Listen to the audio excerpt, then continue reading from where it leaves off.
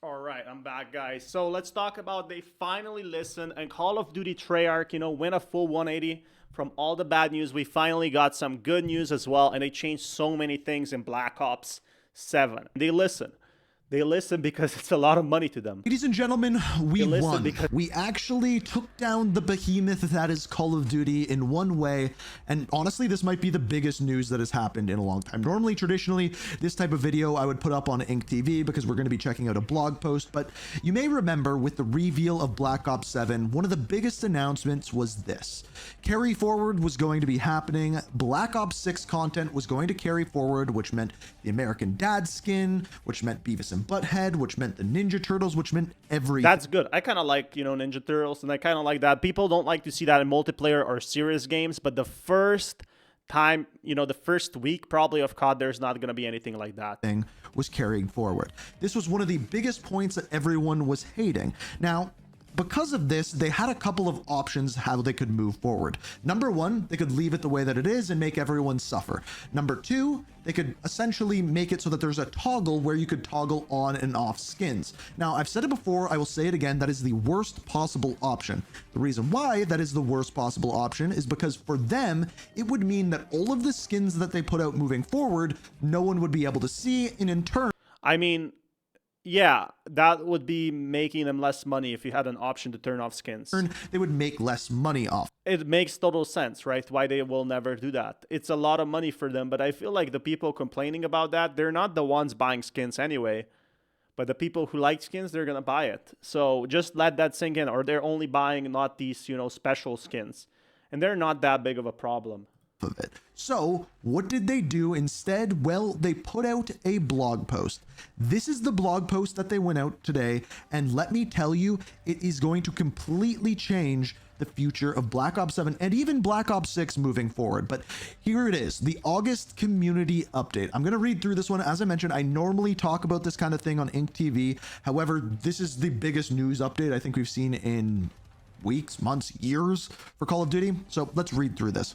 First off, thank you. Call of Duty has always been fueled by the community. Every match, every clip, every bit of feedback, you've shaped this franchise right alongside us.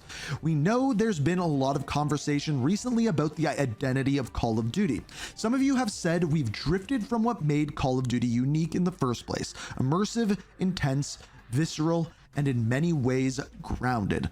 That feedback hits home, and we take it seriously. We hear you. What they actually heard was the pre-order numbers. They were probably the lowest pre-order numbers that have ever happened with a Call of Duty game in probably the last 10 years. So they made a change. Throughout the development, Treyarch and Raven's North Star has been deliver a spiritual successor to Black Ops 2 while taking some big swings. So yeah, spiritual successor to Black Ops 2, which means a lot of the stuff that was in Black Ops 2 is now going to be in Black Ops 7 as well. We'll see it across. I definitely think that there's going to be a big thing. People loved Black Ops 7, and they're going to be loving it for a long time. That's where it really wins. Everybody wants to play Black Ops 2. Nobody wants to play Advanced Warfare because it's the vibes, it's the feel. Even like people are remembering the game 10 years ago. Black Ops 7's multiplayer, zombies, and co-op campaign, including Endgame. I can't wait to see what Endgame is, by the way. And even Dead Ops Arcade 4. Over the years, we've had a variety of games and experiences that fans have enjoyed, from the Modern Warfare series to the Black Ops series and beyond. Today, we wanted to share with you some of the ways we are approaching things with Black Ops settings. What's changing and why? Here it is. This is the big moment, everyone. Operator skins, and so yeah, that's where they say that it won't carry forward, right? Happening, but it gets better than that, believe it or not. Black Ops 7 needs to be feel authentic to Call of Duty and its setting. That is. So yeah, that's the thing that I have said multiple times is gonna change about listening. This is the big news. Again, this was said many times, but the thing is, he's saying here values for a long time. Black Ops 7 is going to be completely changed in that aspect. Black Ops 7 reveal, and that is the thematic thing, like we just talked about, which is going to get better. It's still going to be a futuristic shooter, which some people are not going to like, but Beavis and Butthead, American Dad, Ninja Turtles, Squid Games will not be there. And then moving forward, they said they're going to make more grounded skins, so we should see that moving forward. They actually listened. They're actually doing something. Now, the second thing that people were asking about was anti-cheat. One of the big things with the Battlefield 6 beta was Javelin anti-cheat. People said it did really good. Now, we got some news with anti-cheat. Cheating ruins matches, and we know how frustrating it is. In Black Ops 6, we made a solid progress shutting down cheat makers fast. I mean, that's why they added that no safe boot stuff that you need to basically go ahead, and it's not that super simple with that type of thing. So it's gonna be much harder for people like this secure boot stuff that they're doing. It gives stronger boots. That's the same thing Battlefield is doing. That is one thing that they actually did. They targeted the makers of it, not just the cheats in game. Reducing response times and cleaning up leaderboards. For Black Ops 7, we are going further. As we previously detailed in recent progress reports, starting on November 14th, so the beginning of when the game actually launches, PC players will need to enable Secure Boot and TPM 2.0 on PC, giving us stronger tools to block cheats at the system level. This is what they needed. They listened because there was a lot of cheaters in Warzone. They had enough. Javelin anti-cheat does. That is what Battlefield 6 is doing, and lo and behold, they're doing it as well. This is why I've been saying Battlefield 6, what they have done is, like, Battlefield being there and being competition to Call of Duty is the best possible thing that could have happened to Call of Duty. These things wouldn't have happened without the Battlefield beta, so thank you, Battlefield. Also, new detection and mitigation systems will also rolled out, built to kick cheaters earlier and harder. Some will be tested during the beta. The full suite will go live at launch. We are committed to staying ahead and protecting fair play. Your feedback matters. In Black Ops 7... I kind of agree with that. This is the moment they needed to do that, because otherwise we would have the big problem that has always been bothering a lot of people. It's always been bothering them like that. Okay, your feedback matters. So this is the part where our feedback comes in. In Black Ops 7, bundles and items will be crafted to fit the Black Ops identity. Lovely. We hear the feedback. We need to deliver a better balance towards immersive core Call of Duty experience. So they want to make a more original type of game, not the stupid stuff. A ton of feedback has already gone into Black Ops 7, and in the coming weeks, you'll hear much more directly from Treyarch. Here's some of the info you can look forward to from the studio. Multiplayer, additional info on maps, weapons, and systems. Awesome. Yeah, so this is like, I feel like the thing they added here is just normal stuff updates. Again, we were expecting this stuff anyway, so it's not that big of a thing that people are talking about. Refined movement updates. Awesome. What we are doing to ensure core moment-to-moment gameplay experiences takes a leap forward. Okay, good. Zombies, more info on launch. So we know we're getting a deeper, detailed breakdown of this. Specifically zombies in early September. So that should be coming soon. More additional information. Progression. For the first time, earn XP and weapon progression in every mode across campaign, multiplayer, and zombies. Classic Prestige returns with new weapon prestige, so they're going to go over that. Weekly challenge system starting in Season 1. Okay, that's important. It's not going to be there at launch, so for the first 3-4 weeks, that weekly... I mean, challenge season, isn't that pretty normal? I'm wondering if there's going to be any competitions or way to make money. The way this, like, trading card game does is they send you out... If you're really good, they send you out items. They send you out cards.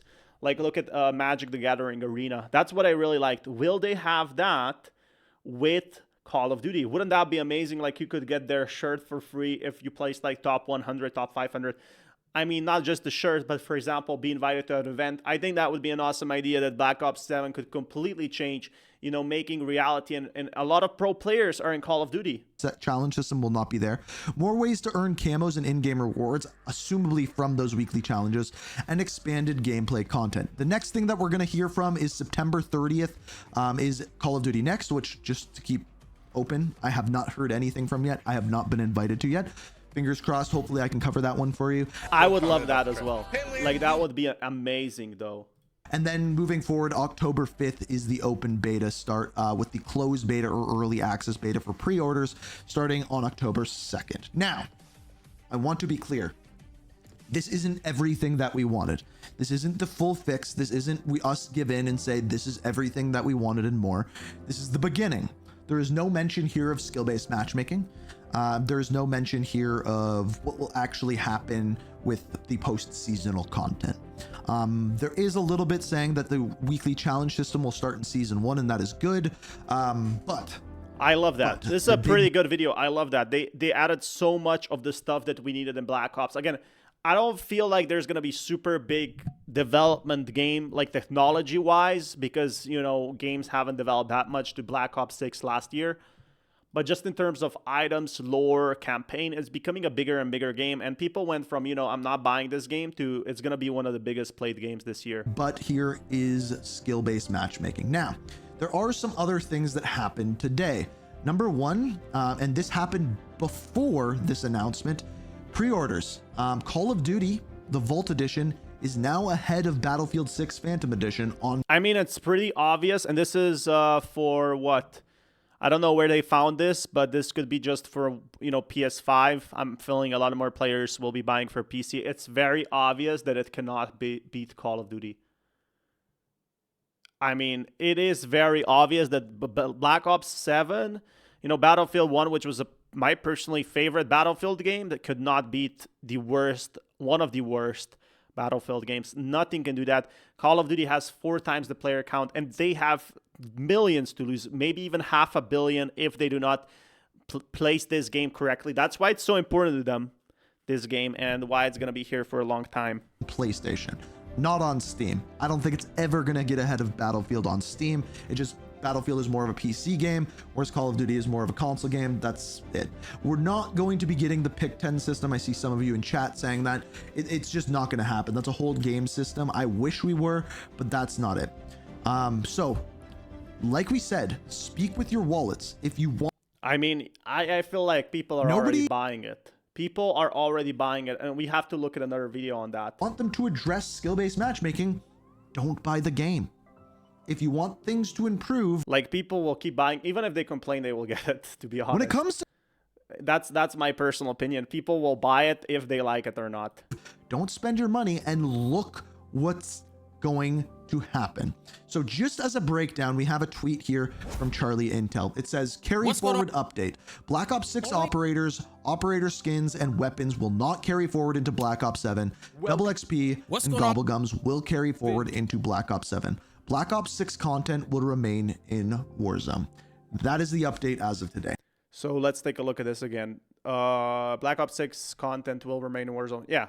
What about Black Ops 7? Like, a lot of Black Ops 7 will be coming into Warzone. So I'm very excited for that.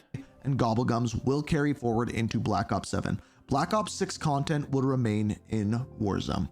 That is the update as of today. Good. I know I was planning on having a completely different video today, like a completely different video, story video for a completely different game altogether. But yeah, so what is the takeaway from this? Speak with your wallets. And I truly believe this might be one of the first time the community actually banded together and make a good change. The community won on this one, guys.